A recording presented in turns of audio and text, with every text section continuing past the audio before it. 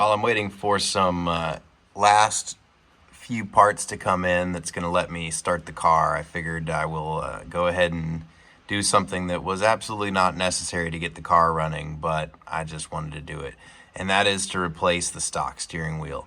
The stock wheel is fine. It's nothing really interesting or cool to look at. It's not like one of those first gen like rosewood wheels or anything. So I'm just going to replace it with something that's slightly smaller in diameter to help me get my legs underneath of it. And also it with the quick disconnect is going to actually bring the wheel closer to me, because when I was getting the seating all straight, I kind of ended up having to lay the seating back a little bit to get my helmet to clear, because I've got kind of a goofy shape, so I got a real tall upper body and my arms aren't super long. So laying the seat back gave me the headroom I needed to get a helmet in, but it also meant that my arms were more extended than I really wanted them to be to the steering wheel. And how I'm going to deal with that is by using a quick disconnect, which gives me some additional stack up, and also a deeper dish wheel. So we're going to go ahead and do that right now, and we're going to do that by taking the horn cap off and then taking these screws off right here, which kind of hold this little piece, which is the horn. That's what you press on when you press the button. And then once that's off, I should be able to get to this nut right here, which holds the wheel on. So let's see if it works out that way. Not that it matters a whole lot, but it's pretty cool how this little horn button works, so I figured I'd mention it. So this front part is just a cup, and it sits here on these little this little rubber bushing. And when you press down on any part of it, it kind of pushes back against this ring, and this ring has got a dish to it, and it actually oil cans. So when you press it, it pops, kind of pops through, and that's what makes the horn go off. Is when that button down there, when you press it, it snaps this into the concave position from the convex position, and then the back side of this, you can see where there's little touch points, actually touches this little contact, which is just a little flat spot and a copper spring that goes down in there and touches the slip ring. Actually, this is the slip ring, so it goes down in there and then touches the actual horn contact. So that's pretty neat. I took off this little capture nut.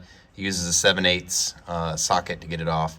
I was going to tell you how you should not use the steering lock to torque against, because you'll break it, but I went ahead and started to do it, and it turned out it was only finger tight, so that's a bit scary.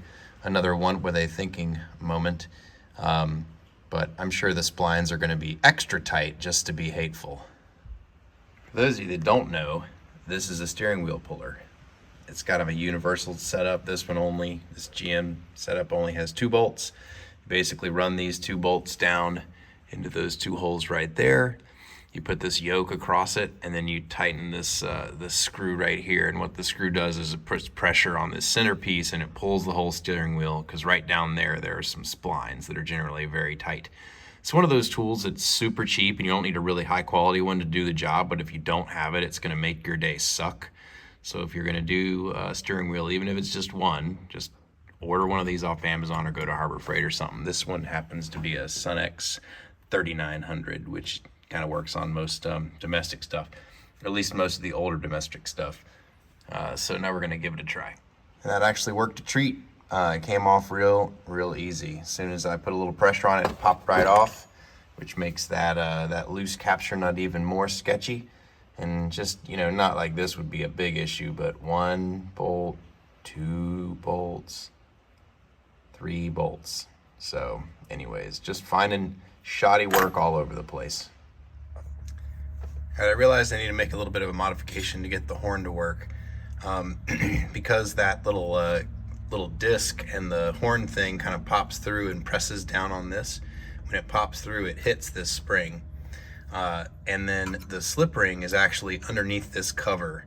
These little tabs are the piece of brass that stay with the steering wheel, and assuming there's another kind of plate or brush on the back side. And so what I really need to do is find a way to just give a good solid single connection from this spring to the little wire they've already provided on the adapter hub. So I'm kind of I took that plate off to kind of see what I was working with, to see if there was something obvious or easy. And I'll just take the opportunity to show you, this is the plate that locks the steering wheel when you take the key out. Here's a little striker pin that removes. So when you turn the key, watch this pin, it retracts. Which is why I was saying earlier not to torque on this nut, because all it is this pin just slightly slipping past the stamped steel plate, and if you were to really torque on it, it would probably bend this or shear that, and then it wouldn't work anymore. If you don't care, then it's not a big deal. But anyways, I think I might take this off to try to see if there's some easy way that I can just solder or drill and tap something to put a hard wire, as opposed to trying to make this spring touch and press hard against that copper. And in order to take this off, I need to pop this little snap ring out. So that may be easier, it may be a pain in the butt. All right, well, that came off all right with the pick, but that may have been a mistake. It's because here it is, and it's got one missing tooth on the spline, which lines up with the pattern right there. So you can actually make sure that you've clocked this correctly. So that will go back on, and the window is kind of set for this thing, and so even though this spins all the way around, I should be able to get it back pretty close to where it should be. The problem is that when you take this off, there is a really beastly spring right there, and I'm guessing that spring tries to keep the preload on the stack up of bearings in the steering column. But it is going to be a fight to get enough pressure on this so that I can get that snap ring back on there. So I'm gonna have to figure something out in order to push this down while also fighting with that snap ring. And then you can kind of see on the back side of this, there's a little copper ring, and then right there is a little copper piece that's on a spring as well. So this is the actual slip ring. There's the ring, and there's the brush that brushes against it. So what I need to do is get a wire or something connected to this guy, this ring right here, solidly, so it can run out of the hole, this little piece right here. So I really need a wire coming out of here so I can put a spade connector on it. So I'm going to take a look at that and then attempt to reassemble everything. And I've got the wire coming out of it now. So the way I did this was I basically took a wire that I had lying around that was the right color, and then kind of bent the copper over, and then tinned it with a soldering iron, which is right there. And then what I did is I took a really tiny drill bit, this drill bit right here, and just drilled a hole straight down through and straight out the backside of this little copper tab. And what that allows me to do is it allows the solder to kind of bite without just having to grab onto a flat surface. So that provides a better anchor for the solder. And then once I did that, I just cleaned everything up with some Q-tips, because there's some conductive grease on here. So just cleaned all that up, and then fed the solder in from this side while I was heating with the soldering iron from the back side, and tinned the tab. And then I could stick the wire down in there and heat it up again, and it's all soldered together now. And then I just came back with a little tiny file and filed that solder flat so it doesn't catch against the brush. So if the horn stops working, I'll know the first place to look will be right here. But for now, assuming I can get it all assembled, I'll just be able to cut this to whatever length I need and crimp a spade on there, and then attach that to the hub attachment that's the pass-through for the horn on the new steering wheel. All right, I did get it all back together, but it was a two-person job. I had to kind of really lean into it to get it to slide far enough about the shaft that that my wife could come in and push the snap ring down into place. But it did work. I put this plate back and added one of the missing screws, and I think basically what this plate is, aside from adding a little thickness to the stack up, it also protects the little steering wheel lock from getting in here and like being pried out of the way. So I think this is more of a security feature, but I put it in there anyways. Here's what I'm going to use for the hub adapter. It's a NRG 170H, which is the correct hub adapter for this particular car. I think it's the correct hub adapter for a lot of GMs and some other things. Pay no attention to these words right here. It is a pretty nice piece. I'm very pleased with the machining. It's very nicely finished and everything like that. It's got a little hole, a little window right here that the little contact for the slip ring would have gone through. So I'll kind of get it straight, get it close, so it kind of slips in right there. It's got the correct spline for this, and it's got all the right spacing. So in theory, I should just line up, and I have the wheels relatively close to straight up and down. So hopefully, yeah, that should be close. So normally this would be right side up, so you could see the NRG logo. In my case, the Camaro's steering wheel is symmetrical top to bottom, and so I took a 50-50 when I built up the rest of the steering connections, and I guessed wrong. So the only thing that's going to be a difference is that the NRG logo won't be on the top, it'll be on the bottom. I don't really care, as long as the steering wheel is straight ahead when the wheels are straight ahead or close to it, so that I can adjust it with the tie rods. I'll be good. The nice thing that NRG does is they put either a painted dot or a machine dot on all of their stack up of stuff. And that's how you know that's how it all aligns. So I'm going to go ahead and put the nut that was originally holding the steering wheel on, bolt it down, get this snugged up there, and then I'll show you the actual quick release piece that I'm going to use. All right, I've got this half of the quick release bolted in place. It's bolted to the short hub, so this whole thing stays with the car. One nit to pick here is both the through hole in this part of the quick release and the threaded holes in the short hub are a little sloppy on their tolerances. So that means that definitely want to use Loctite, which I did when putting these in, or they will back out because they are definitely loose. There's plenty of depth on the threads, so it's not a strength issue, but you definitely want to Loctite that.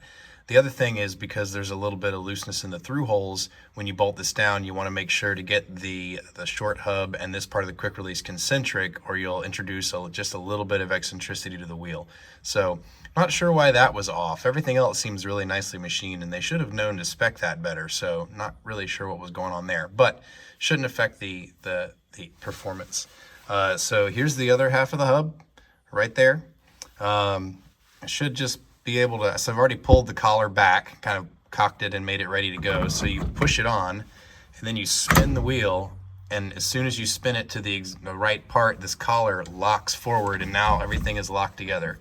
And I can't feel any slop at all coming from this hub right here, because those balls have kind of centered in their holes. So I'm not feeling any extra free play being generated by this hub. So the only thing to do now is take the new steering wheel, basically make the wiring connections, and then bolt it on and admire it. Here's the steering wheel I went with. It's an NRG RST-023MB-R. So I'm sure that means something to someone. I just liked how it looked, and it seemed to have the right dish and diameter. It's nice packed. It's got this little steering wheel condom on it. We'll go ahead and take that off, and you can see it looks pretty modern. So, you know, hate me or love me for it, but it looks all right. It feels good in the hand. Like I said, it has a nice dish to it, as you can see right there. Once I get it on the car, I'll bolt it up and measure the dish and see how much extra depth I got coming closer to me in the wheel than the original wheel, and I'll tell you in a moment. It's also slightly smaller in diameter, which should be nice. Aside from being a little fiddly to get bolted on, this ring kind of acts as the washer for the bolts. It also captures this little horn mechanism they have. And it probably would have been easier if I would have done this off the but it was a bit fiddly with all the pieces moving around. It would have been nicer if the horn had a separate way of locating itself. Hopefully it works. But the other thing, and this is kind of what I was talking about on the other part of the quick release, you know, all of these things are supposed to be concentric, and all of these things are from NRG. So there's no excuse for when you get slop like this. So this is just kind of loosely bolted in. So once you tighten these bolts down, it's going to sandwich this plate and it'll keep it from moving. But there should be no question about if this thing is centered and concentric or not. So maybe I could see this if you were using some sort of other aftermarket wheel with the NRG set up and it kind of floated around. It isn't the easiest to get the tolerancing correct and let the lugs essentially be your centering, but for all the NRG products, they could have had some sort of a shoulder or a little seat so that they aligned, and the bolts didn't align them. The bolts just held them together. So maybe in their higher end units, that's what they have, but I don't see on the wheel there being any provision. But that sure would have been nice, because now I've got to sit here and fiddle and try to, you know, figure out exactly what is centered and what is aligned before I crank these things down. So, you know, otherwise the quality is really nice, but it seems like an easy fix and a bad miss, or not a bad miss, but just a miss. All right, just to recap, we took the stock steering wheel off, replaced it with an NRG unit. The stock steering wheel is, depending on where you measure it, between 1 inch to a 1/2 inch larger diameter than the replacement NRG, and that's by design. And also with the quick release stack up and the hub stack up, it actually ended up giving me just shy of 2.5 inches extra distance towards me. So that actually brings the steering wheel towards the driver by just under 2.5 inches, which is perfect, because when I got the seat in position, my arms are still a little more extended than I like. So once I get the seat back in, we'll do a double check, but it should be pretty good. And in general, I really like the quality of the unit. The places where it really mattered, the spline fitment on the hub and the quick release balls and everything are really tightly machined, and they're really nice. Aside from the couple of things that I mentioned, it's a really good unit, pretty quality for the price. And just so you can see how it works, you basically reach under here on these ears, squeeze that, and then the wheel just comes away. And then this kind of remains retracted. You can see the balls right there. So when you put it on, all you have to do is kind of slip it back on, and then you just spin it until it pops. And once the collar pops into place, it's locked in and it's ready to go.